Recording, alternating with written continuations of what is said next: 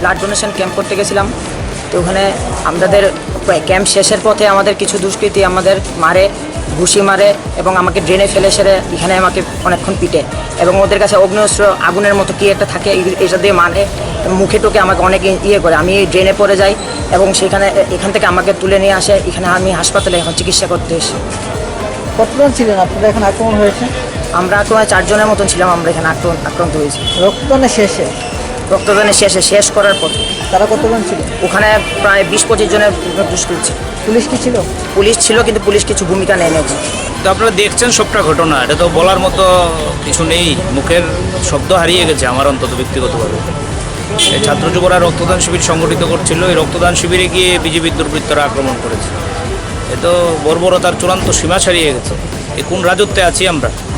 আমরা দেখি যে এই রক্তদান শিবির আমাদের কাছে তো নতুন, এর আগেও বেশ কয়েকটা রক্তদান শিবিরে আক্রমণ সংঘটিত হয়েছে। শুধুমাত্র লকডাউন চলাকালীন গত মার্চ মাসের 24 তারিখ থেকে আজকের দিন পর্যন্ত আমরা রক্তদান শিবির করেছি 17টা। এই শিবিরে 331 জন শিবিরে রক্তদান করেন। 17টা শিবিরে আমরা 4টা বামপন্থী ছাত্র যুব সংগঠন। লকডাউন চলাকালীন ইমার্জেন্সি ফোন আসে, তাদের ফোনে তাৎক্ষণিকভাবে রক্তদানের আমরা ব্যবস্থা করেছি 4টা সংগঠন, 160 জনের। ফলে 491 জন রক্তদাতা এই সময় আমাদের মধ্য দিয়ে আমরা তাদেরকে রক্তদানে উৎসাহিত করেছি, মানুষের মুমূর্ষু রোগীদের জীবন বাঁচানোর জন্য। এখন এই কাজটা যখন আমরা করছি, তখন রক্তদানের মতন একটা মহতী কর্মসূচির মধ্যে ঢুকে ভারত মাতা কি জয় স্লোগান তুলে আক্রমণ সংঘটিত করে এবং রাজধানীতে, যেখান থেকে মুখ্যমন্ত্রীর বাসভবন থেকে তার দূরত্ব হচ্ছে সর্বোচ্চ 2 কিলোমিটার, মুখ্যমন্ত্রীর বাসভবন থেকে। এবং এখন এই আক্রমণ যখন করেছেন যে রক্তদান শিবিরে, আমাদের বক্তব্য হচ্ছে যে রক্তদান শিবির আমরা করছি, রক্তদান শিবির করার সময় আমরা কোন রক্তদান শিবিরে কার জন্য করছি আমরা বলি না, আমরা হচ্ছে মুমূর্ষু রোগীর জন্য রক্তদান শিবির করা। এসএফআই, ডিওএফআই, টিএসইউ, টিওএফ এর নৈতিক দায়িত্ব এবং দায়বদ্ধতা, সামাজিকতা, মানবিকতা, তার এই দিক থেকেই আমরা এই রক্তদান শিবিরগুলো সংগঠিত করছি, ইমার্জেন্সি রক্তদানের ব্যবস্থা করছি। এখন আমাদের বক্তব্য হচ্ছে, যিনি স্বাস্থ্যমন্ত্রী প্রতিদিন রক্তের জন্য হসপিটালে গিয়ে রোগীর আত্মীয় স্বজনরা হন্য হয়ে ঘুরছেন। গতকাল কেউ আগরতলা একটা সংবাদ মাধ্যমে সংবাদপত্রে এই রক্তদান নিয়ে তার সেখানে খবর উঠেছে। আমাদের কাছে ব্লাড ট্রান্সফিউশন কাউন্সিল যা আছে আমাদের ত্রিপুরা রাজ্যের, এই অফিস থেকে প্রায় বলা যেতে পারে সপ্তাহে একদিন আমাদেরকে ফোন করেন যে 1টা-2টা শিবির করেন, 1টা-2টা শিবির করেন। সেখান থেকে আমাদের কাছে ফোন আসে, যখনই জরুরি রক্তের প্রয়োজন আমাদেরকে ফোন করে। গত 3-4 দিন আগে আমাদেরকে ফোন করে বলছেন যে আপনারা তাড়াতাড়ি 2-3টা রক্তদান শিবির করে দিন। এই যখন আমরা রক্তদান শিবির করছি, তখন আক্রমণ সংঘটিত হচ্ছে এবং এই আক্রমণ সংঘটিত করছেন শাসক দলের ঘনিষ্ঠ লোকজনেরা। আমরা দাবি করছি এই রক্তদান বন্ধ করে আমরা পারবো না, এই দায়বদ্ধতা থেকে আমরা দূরে সরতে পারবো না। কিন্তু যিনি স্বাস্থ্যমন্ত্রী, ওনার দিক থেকে আমরা ওনার বক্তব্য জানতে চাই। যিনি স্বাস্থ্যমন্ত্রী, তিনি স্বরাষ্ট্রমন্ত্রী, তিনি রাজ্যের মুখ্যমন্ত্রী। এখন আমাদের দাবি হচ্ছে, আজকের এই রক্তদান শিবিরে যারা আক্রমণ সংঘটিত করেছেন, তাদের নামটা বাঁচতে শুধুমাত্র গ্রেপ্তার না, তাদের বিরুদ্ধে যদি কঠোর ব্যবস্থা গ্রহণ করেন, তাহলে আমরা মনে করব রাজ্যের স্বাস্থ্যমন্ত্রী তথা স্বরাষ্ট্রমন্ত্রী তথা মুখ্যমন্ত্রী, তিনি রাজ্যের স্বাস্থ্য পরিকাঠামো, মানবিকতা রক্ষার প্রশ্নে, রাজ্যের শান্তি শৃঙ্খলা রক্ষার প্রশ্নে তিনি ভূমিকা গ্রহণ করছেন। আর যদি আমরা দেখি 24 ঘন্টার মধ্যে এই আক্রমণকারীরা গ্রেপ্তার হলো না, আক্রমণকারীরা গ্রেপ্তার হওয়ার পর কোনো মতেই থানা থেকে তাদেরকে ছাড়িয়ে দেওয়া হয়, তাহলে আমরা মনে করব এই রক্ত সংকট তৈরি করার প্রশ্নে মুখ্যমন্ত্রী, স্বাস্থ্যমন্ত্রী, স্বরাষ্ট্রমন্ত্রী তিনি নিজে দায়ী।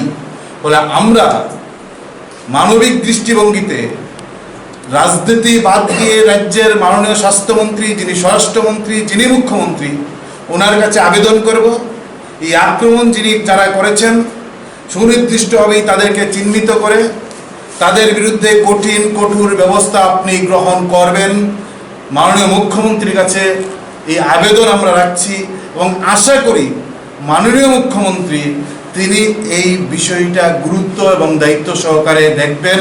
24 ঘন্টার মধ্যে সমস্ত আক্রমণকারীদের বিরুদ্ধে তিনি ব্যবস্থা করবেন। এই মানবিকতার সর্বোচ্চ নিদর্শন যখন রক্তদান শিবির, তা করার জন্য আমরা থানা থেকে পারমিশন নেই, এসডিপিও থেকে পারমিশন নেই। গতকালকের এটা পারমিশন ছিল। থানা থেকে ফোন করে বলা হচ্ছে তাড়াতাড়ি রক্তদান ক্লোজ করে আপনারা এখান থেকে চলে যান। তাহলে স্বরাষ্ট্রমন্ত্রীর কাছে আমরা আমরা প্রশ্ন রাখতে চাই, তাহলে রক্তদান শিবির ক্লোজ করে আমাদের পালিয়ে তাড়াতাড়ি চলে যেতে হবে, এখন পুলিশ আমাদের সিকিউরিটি দেওয়ার জন্য এই কথা বলছেন নাকি আক্রমণকারীদের সিকিউরিটি দেওয়ার জন্য এই কথাটা বলছেন? এই প্রশ্ন এখন রাজ্যের মানুষের কাছে, আমাদের কাছে। কেন পুলিশ এই ভূমিকা গ্রহণ করবে না? কেন পুলিশ রক্তদান শিবির যেন বানচাল না হয়, স্বরাষ্ট্রমন্ত্রীর নির্দেশ নিয়ে কেন তাদের বিরুদ্ধে, গুন্ডাদের বিরুদ্ধে কঠোর ব্যবস্থা গ্রহণ করবেন না? এবং যে অস্ত্র নিয়ে তারা আক্রমণ সংঘটিত করেছেন, ভয়ঙ্কর অস্ত্র, যা দিয়ে আক্রমণ করেছেন, মিতালি ভট্টাচার্য, সন্দীপন এবং সোমরাজের গায়ে যে অস্ত্র লাগিয়েছেন, সারা শরীরে কারেন্ট শট দিয়েছেন, যে ভয়ঙ্কর অস্ত্র, শরীরের ভিতর তা ঢুকে যাচ্ছে, পিনের মতন ঢুকে সারা শরীরে কারেন্ট চলে যাচ্ছে। এই ভয়ঙ্কর অস্ত্র তারা সঙ্গে নিয়ে এসছেন এই আক্রমণকারীরা। পুলিশ কিছু সেখানে ছিলেন, মনে হচ্ছে পুলিশ যেন তাদেরকে সিকিউরিটি দিচ্ছেন। এখন যদি রাজ্যে যদি এই পরিস্থিতি হয়, আমরা রক্তদানের পাশাপাশি আপনাদের মধ্য দিয়ে আমরা জানাতে চাই, এখন পর্যন্ত 17 জন ছাত্র যুব নেতা ত্রাণ দিতে আক্রান্ত হয়েছে। রাজনৈতিক কর্মসূচি ছিল না, এটা সামাজিকভাবে দায়বদ্ধতা থেকে ভারতের ছাত্র ফেডারেশন, ভারতের গণতান্ত্রিক যুব ফেডারেশন বরাবর এই ধরনের কর্মসূচি সারা রাজ্য প্রতিপালন করে। আমরা দেখেছিলাম বিলোনিয়ার মধ্যে রক্তদান শিবিরে একই কায়দায় আক্রমণ হয়েছে। কিন্তু আজকের বিষয়টা সব থেকে কল্পনা করতে পারছি না যে আগরতলা শহর, রামনগর, এই আগরতলা শহরের অন্যতম প্রতিষ্ঠিত এলাকা, এবং এই এলাকার মধ্যে যে মানুষজনেরা থাকেন তারা সমাজে নানাভাবে প্রতিষ্ঠিত। এই এলাকার মধ্যে রক্তদান শিবির করতে গিয়ে বিজেপির সন্ত্রাসীদের হাতে, গুন্ডাদের হাতে আমাদের আক্রান্ত হতে হবে। আমাদের রক্তদান শিবির ভণ্ডুল করার জন্য সম্মিলিতভাবে আঘাত নেমে আসবে, এটা কল্পনা করার মতো নয়। যদিও এই শাসক দল বিজেপি একটি জোট সরকারের রাজত্বে সমস্ত কিছুই ঘটতে পারে, সেটা মাথায় নিয়েই আমরা মানুষের পাশে আমাদের দুঃসময়ে দাঁড়াতে হবে, দুঃসময়ে মানুষের পাশে আমাদের কর্তব্য। তার জন্যই আমরা মানুষের সাহায্যের জন্য রক্তদানের কর্মসূচি আমরা গ্রহণ করেছিলাম। কিন্তু এই শিবির আক্রান্ত হয়েছে, আমাদের সংগঠক বন্ধুরা আক্রান্ত হয়েছে, আমাদের রাজ্যের যারা শাসক দল, রাজ্যের যারা শাসন ভার দখল করে আছেন, তারা কি বলবেন জানি না, কিন্তু এতে প্রমাণ হয়েছে যে জঙ্গলের রাজত্ব, আমরা যেটা বলি সেটা আসলে জঙ্গলের রাজত্ব থেকে আরও বেশি কঠিন অবস্থার দিকে আমরা এগিয়ে যাচ্ছি। এখন আমরা বিশ্বাস করি, কাজী নজরুল বলেছিলেন, চিরদিন কাহারও সমান নাহি যায়, আজ যে রাজা ধীরাজ, কাল সে ভিক্ষা চায়। নিশ্চয় এভাবে তো চলতে পারে না।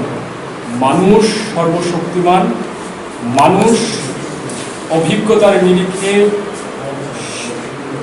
তাদের শিক্ষা নিয়েই তারা সিদ্ধান্ত গ্রহণ করে। আগামী দিনে আমরা সর্বশক্তিমান মানুষের কাছেই কথা আমরা তুলে ধরতে চাই।